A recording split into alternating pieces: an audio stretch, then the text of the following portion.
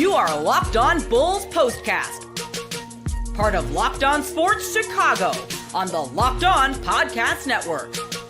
Your team every day. Welcome into the Locked On Bulls Postcast here on the Locked On Sports Chicago YouTube channel. My name is Joe George. You find me on Twitter at JoeGeorge92. Hit that subscribe button here to Locked On Sports Chicago if you're listening on the Locked On Bulls audio feed. Come on over to YouTube. We go live after every single Bulls, Bears, Notre Dame, and Cubs game when baseball season gets here, and that'll be right around the corner. It's almost 2025. Here we go. It's almost baseball season already, but the Bulls get an NBA Cup win tonight, 136-122 over the Atlanta Hawks. It's a weird feeling. We're going to talk about the end of the game there, just seeing these guys actually try at the end of the game. But today's show is brought to you by Robinhood Gold. Robinhood Gold provides the privilege of high net worth for any net worth. These generous benefits are now available for only $5 a month. The new gold standard is here with Robinhood Gold. Sign up at robinhood.com/gold. So today we'll talk about the new look Bulls post Patrick Williams, our second game without him, and a different starting lineup, and the one that I think we're going to see going forward with very few exceptions, kind of what the takeaways are from that. Something we've been looking at the Bulls this year struggle with, absorbing runs from the other team, and they did a really good job of that tonight. And then we'll talk about Modest Buzelis and his performance in this one. And, it wasn't a close game at the end. I mean, they were trying, but some ideas of what the closing group will look like now that Ayo is part of the lineup, the starting lineup, and Josh Giddey is out there as well. So what that could look like, we'll get into all that stuff on today's show. So the Bulls win. I think Adam Amin just said there at the end of the broadcast, their first NBA Cup win, which is terribly sad. I cannot believe, I know it's only a year old, but the Bulls get their first one tonight. They win 136-122 over the Hawks, their season high total in points. The way they're playing at the end, if you weren't listening with the sound down or just looking at box scores there, if you don't know, point differential does matter. So that's why you saw the Bulls and the Hawks going back and forth there at the end of the game, trying to get some extra points just to make up the margin from the previous loss for the Bulls, but also just going forward in the Cup. It seems like the players care, which actually is cool. Like, they get $500,000 if they win this thing each. So it does provide a little bit of a different wrinkle to these games. I've talked about it a little bit here on the show. I'm not sure if I quite care just yet about the NBA Cup, but the players care. And because the players care, it's actually turned into something. It seems like Adam Silver actually might have something positive on his hands for the NBA and what they're just doing right now. So I'm intrigued to see where it goes from here. But look, they get the win tonight, and that's what matters most. So Patrick Williams is out. The update before the game is not great. So he's dealing with inflammation in his foot, and he's going to travel with the team for their back-to-back this coming week, which will be their fourth back-to-back the month of November, which is a crazy schedule for the Bulls. This is tonight, tomorrow, the third, and then this coming week, there's another one coming up. But so Patrick Williams is going to miss some time. He was asked about how long. He said he really couldn't even give a straight answer. We saw in the last game versus the Bucks, Torrey Craig gets the start for the Bulls, and he played fine. And they talked about it in the broadcast, but he's out there for Giannis, right? He's a size guy for Giannis. So tonight we get the new starting lineup for the Bulls, which is going to be the one that I think we see the most frequently going forward, which is Ayo, Kobe, Josh Giddey, Nikola Vucevic, and Zach LaVine. Now, a couple things that we saw from this. Kobe White played. He was at 21 minutes very early into the start of the third quarter, so he played a ton in the first half. And it feels like with now this rotation here, because all those guys are in, even though you have Dalen Terry and Julian Phillips, that Kobe White might be one of those guys, and maybe we'll see it rotate between him and LaVine and Ayo about how many minutes these guys are playing, but you saw a ton of minutes from Kobe White early in this game. Honestly, at one point I thought he had played the entire first half.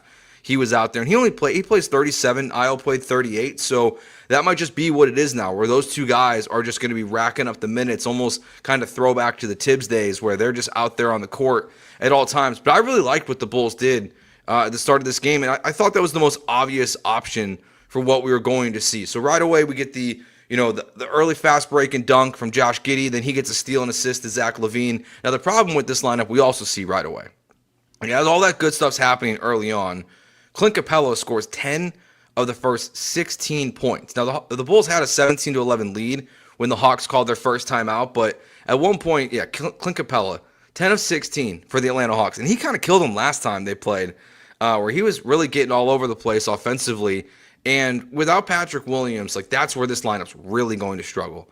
And I think they're just going to kind of live and die by it at this point. Like they're going to see, we're just going to shoot our way out of these games. We're going to give up the post. We're going to give up the paint like they've done all season. But now hopefully Ayo can get going a little bit. And we saw that early in this game. He hit a three early in the first quarter. And, so that's what they're going to roll with. And I'm fine with it. I think it's the right lineup to do. But it is just going to bring new challenges to the Bulls over the next, honestly, I feels like couple weeks. Like just based on Patrick Williams, not saying he even knew a timetable himself, that really feels like we are not going to see him back on the court for the Bulls. But this is the lineup I would go with. So I was surprised with Torrey Craig in the last game, and then happy to see this game with Ayo in the starting group. But look, this game was fun. Like the Bulls are, we're going to talk about more in the second segment, but the Hawks kept going on these runs early in the first quarter.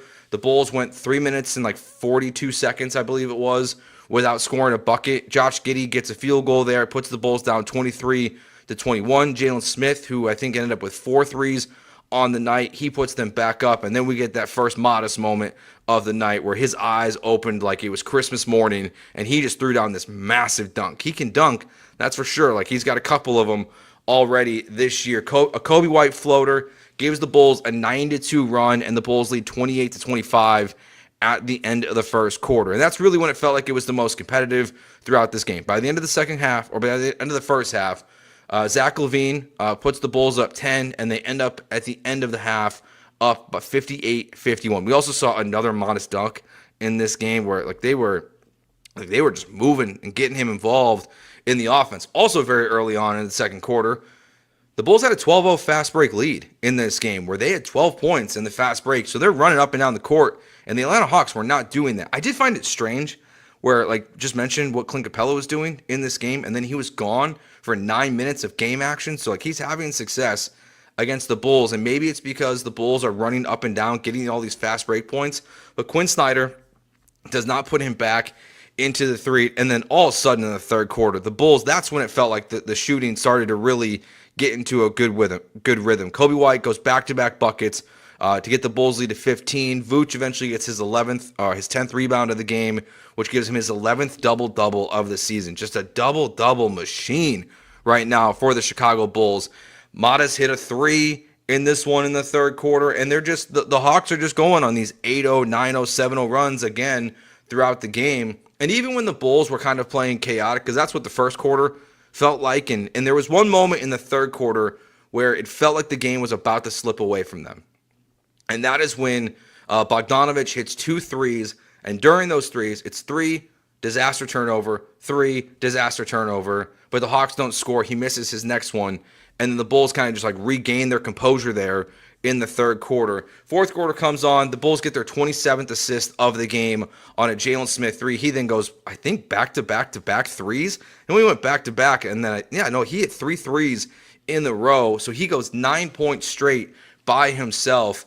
And look, this is a good win. Mike here on the chat says, regardless of the Bulls' record, it seems like Atlanta a guaranteed win for them as recent of times. Yeah, John Collins in the first game, they made it competitive. The Bulls were down by 18 points in that game before they came back to win. And, this game was competitive early on, but the Bulls found a way to pull away in the third and fourth quarter of this one. And that's what you want to see. So I thought the first day of this new lineup with Ayo in the starting group was really positive. And you look at the point totals. This is about as team basketball as you're going to get. Nearly 30 assists. Zach LaVine, 26 points. Kobe White and Ayo both have 20. And then Josh Giddey and Vooch both have 18 points. You get 13 points from Jalen Smith off the bench. Dalen Terry gets 12. Modest gets 9. Julian Phillips doesn't score, but he's always kind of, playing a bunch of minutes there. But like I said, with Torrey Craig, it's interesting. He starts one game because he's supposed to be helping you against Giannis, who scored 40. And then he didn't play tonight. Coach's decision, which is interesting. I know he got a little banged up in that last game, but I thought this was a good start to what this new lineup will look like. And it will lead to questions, hopefully, for what the Bulls are doing going forward. Because I do like seeing, at the end of games with Ayo out there defensively, but I kind of like having him out there early in games too. And so maybe this will be a mix and match thing, if I can talk. It is 9:32 on a Friday night, so thanks for hanging out with us. But, Torrey Craig was out there for the Bucks, and then, maybe tonight it's Ayo starting because you're playing a guy like Trae Young. So we'll see what Billy Donovan does throughout these games. And we saw when Zach LaVine was hurt, we saw, THT was getting some minutes, and we were seeing different guys in the rotation. So I'll just be curious what this time looks like, and we wait the return of Patrick Williams and Lonzo Ball, who's going to be out, I believe, through next week at a minimum as well. So, all right, let's talk about one of the most positive parts of this game for me for the Bulls, because one of my biggest questions that we've seen, there's two of them. How do they play with a lead, and how do they handle a team going on a run? And I think tonight they did a great job on both of those things. We'll talk about that next. Here it is, the Locked On Bulls postcast here on the Locked On Sports Chicago YouTube channel.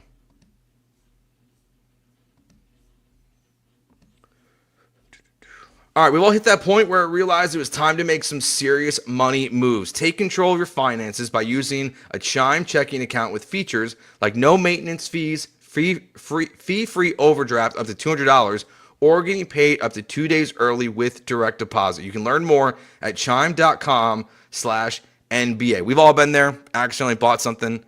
We were just back home visiting friends, and all of a sudden looking at the account, we're moving some money back and forth between the savings and check-ins, and all of a sudden we overdrafted our account. Now, thankfully, it didn't hurt us on that moment, but that's where Chime can come in and be helpful. They help you progress with fee-free overdraft up to $200. Your next deposit is applied to your balance. You get spotted on debit card purchases and cash withdrawals, no monthly fees or maintenance fees, and there's over 50,000 fee-free ATMs. Another huge one. I remember in college, where there's this little lunch area or snack area, and my gosh, it was crazy fees all the time trying to get money out of that machine there. So you don't have to worry about that as much with Chime. Make your fall finances a little greener by working towards your financial goals with Chime. Open your account in 2 minutes at chime.com/NBA. That's chime.com/NBA. Chime feels like progress. Banking services and debit card provided by the Bancorp Bank NA or Stride Bank NA members, FDIC.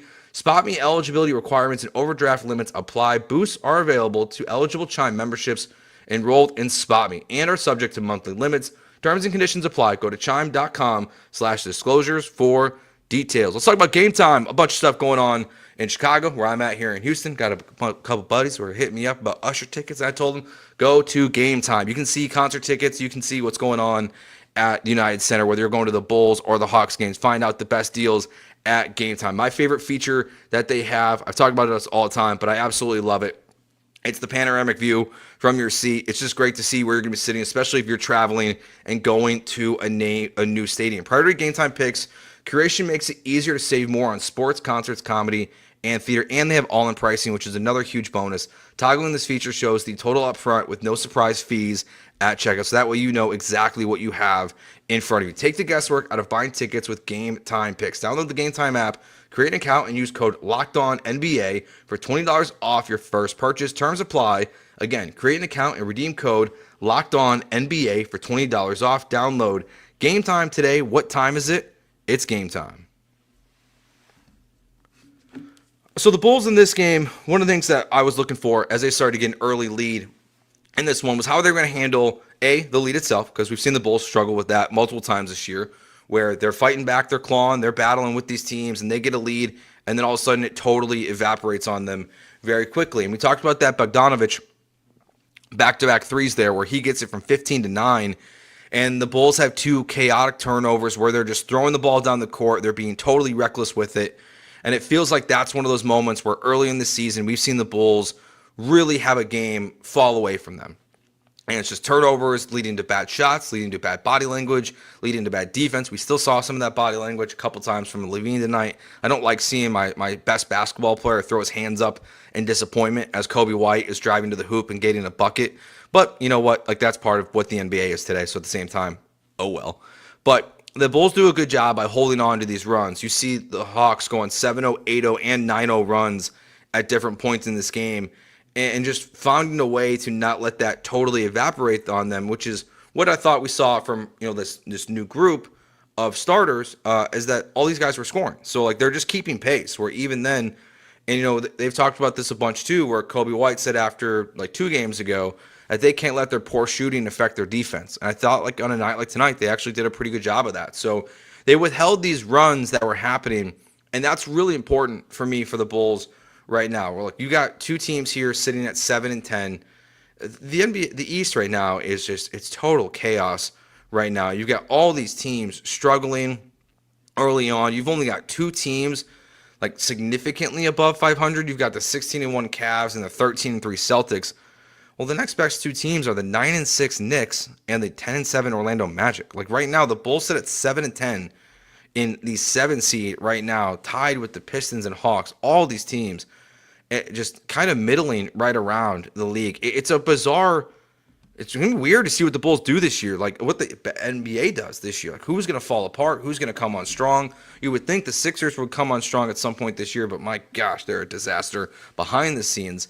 So the Bulls, like on a night like tonight, when the ownership goal, we know what it is, right? Like, we know their goal is to be the play-in game Bulls back for another year. Hear from the chat, yeah, like maybe they'll actually win one of these games if they play the Miami Heat in a playing game and actually do something with it besides just one extra game of tickets for the Reinsdorfs and the United Center. But they did a good job just like withstanding these runs from the Hawks. And even Trae Young, a night like tonight, like I don't even know what he ended up with, but just watching him, I'm curious how you guys felt. Like, I feel like they did a good job on him, and that's what Io is out there for. And that's why, for the long term, I'm curious what the effects of this Patrick Williams injury will be, like with Josh Giddey. Like I think, last year it would have been easy. Obviously, Giddey's not out there, DeRozan is, and Io's in your starting lineup, and well, there's no real questions to answer. Like you're just playing small.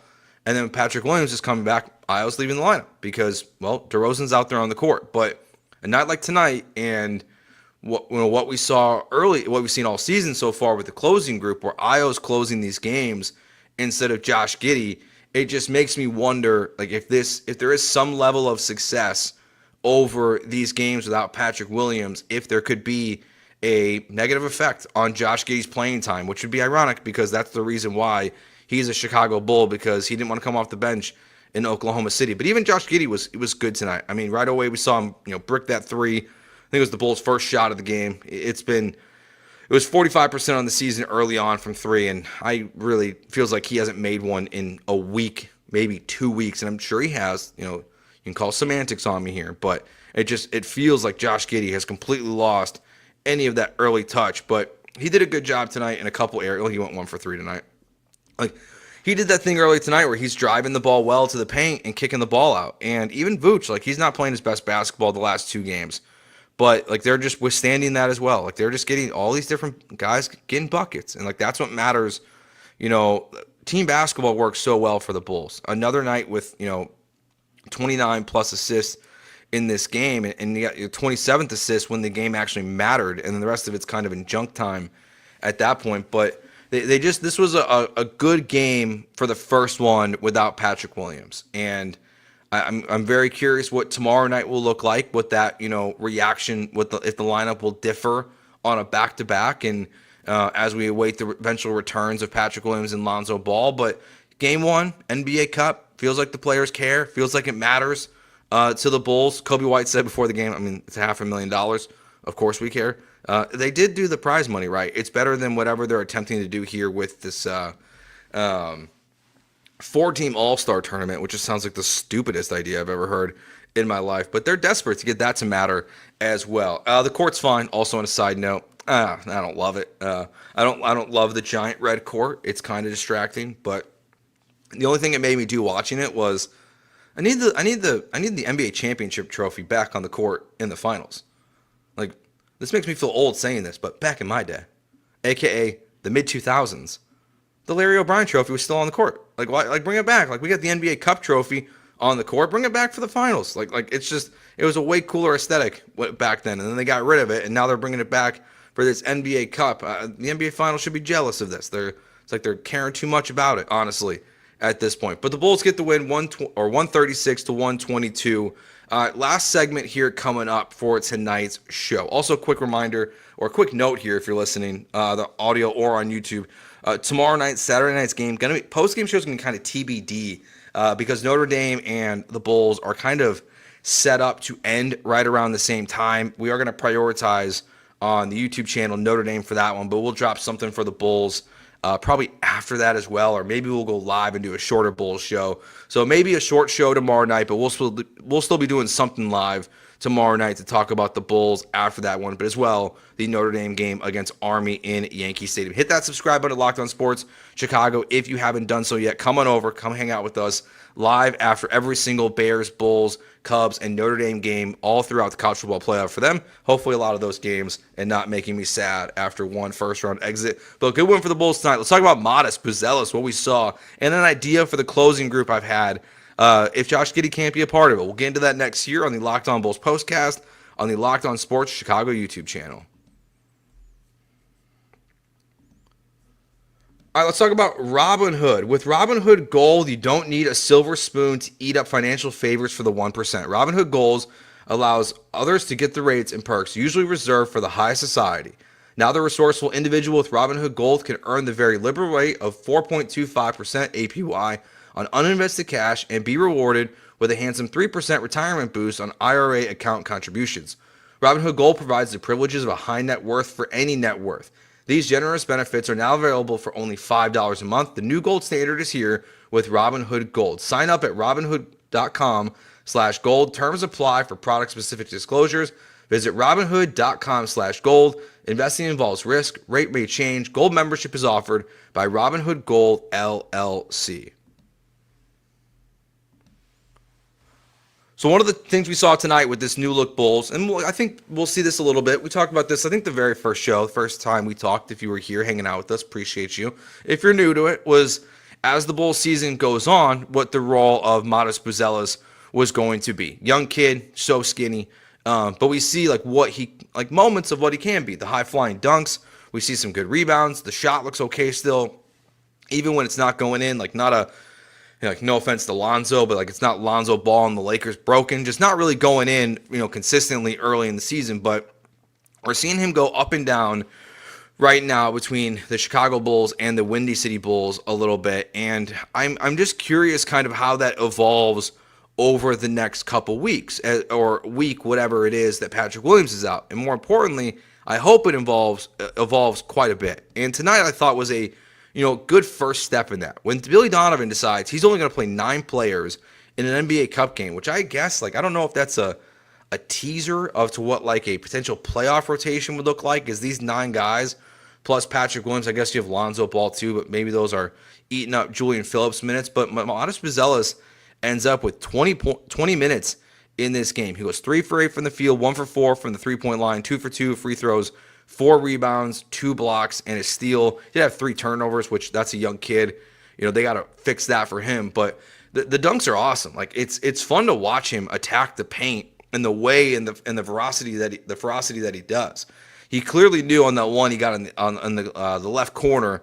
His eyes opened up. He was ready to go throw it down and put somebody on a poster. And he did another one later, another great dunk, and he went for a third in the game where he got fouled by the Atlanta Hawks. So I like the aggressiveness that we saw from Modest Buzelis, and I think that's my biggest just hope right now, is that no matter what happens this Bull season, is that over these next, whatever games it is that Patrick Williams is out, that Modest continues to grow and just kind of be forced into the lineup, force him to have more minutes, force him to, play with these guys and see what his role is going to be for the Bulls this season and going forward. Let him earn it. Don't just hand him minutes. This isn't, we're not playing soft boys here. Let him play. Let him earn his minutes. Give him a chance, to show why he belongs out there, why he was, a lottery pick for the Bulls. And I thought tonight was just a good start to that, and really was something I was most curious about. Besides who was going to be the main starter with Patrick Williams being out, is how would this lead to more playing time for Modest Buzelis and early returns? Positive, plus 7 point differential on the night, but you can get more from him, you can get a lot worse as well. So I like just seeing that from this game. Now, not that I was hoping the Hawks were going to come back, but I am very curious what happens in a closing group now for the Bulls. We've seen now Io is coming in for Josh Giddey in closing moments, and it was defense, it was shooting, even though it hasn't been great from him from the three-point line. We saw Io tonight just cutting to the paint all the time. The Bulls were great. I didn't even mention that in the first segment of the show. They were great at cutting to the hoop tonight. I mean, the one that Io had when it was a double team on Vooch and he came down right down the middle of the court, put it up and got fouled was great. We saw Levine have a couple of them. But they were playing very good team basketball, and that way of just the effort on offense was very good. But will Josh Giddey be part of the closing lineup for the Bulls now that Patrick Williams is out? I'm going to be honest. I think the answer is going to be no. And I obviously can be very wrong about this, but the way that Dalen Terry plays, I wonder if there's a lineup where Dalen Terry is in the closing group and it's Kobe White and it's Vooch and it's Levine, it's Io and it's Dalen Terry, because we see what he can do. Like, he is the Energizer Bunny off the bench for the Bulls. He can score, he can play defense, he can throw it down, he can throw down in fights. Like, we saw that already. Like, he's not scared of nobody in the NBA. So I'm also, that's the other one that just like, what's the fallout from the Patrick Williams game as these Bulls who have been the cardiac Bulls most this season, how do they handle, the end of game situation? It feels like he might be a guy that, fits well into that role in the fourth quarter. I think this is a fair point here in the chat from Zach. Dalen's got to clean up his game, though. He's so wild. He's very wild. My counter, so's everyone else. Kobe White, Io, like these guys, like when that, those, Bogdanovich turnovers are happening. I think one was Kobe. I think one of them might have been Terry, actually, too. They are a sloppy basketball team, and Dalen Terry, as he wants to be part of a closing group, would have to clean that up quite a bit. But hell, I think Josh Giddey's super sloppy at times too. So we'll see what they do. But it's just something I would try it if Josh Giddey can't shoot, because we know he can't.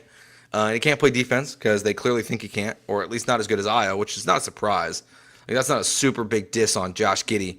It's just credit to what Io can do defensively. But just something that, as the Bulls, continue without Patrick Williams in a closing group, just what does that closing group look like? I'm kind of fascinated by that for the Chicago Bulls. But the Bulls moved to 7-10 on the season with a 136-122 win over the Atlanta Hawks in an NBA Cup game, which moves them to 1-1 in group play. And just a reminder, point differential does matter. So that 14-point lead will help them out as they try to advance into further into the NBA Cup. My name is Joe George. You find me on Twitter at JoeGeorge92, Joe George Radio on TikTok and Instagram as well. Longtime Chicago sports fan and Bulls fan here with you after every single Bulls, Bears, Cubs, and Notre Dame game here on the Locked On Sports Chicago YouTube channel. We will talk to you tomorrow night, Saturday night, for 2 shows. We'll do one for the Bulls and one for Notre Dame football as well.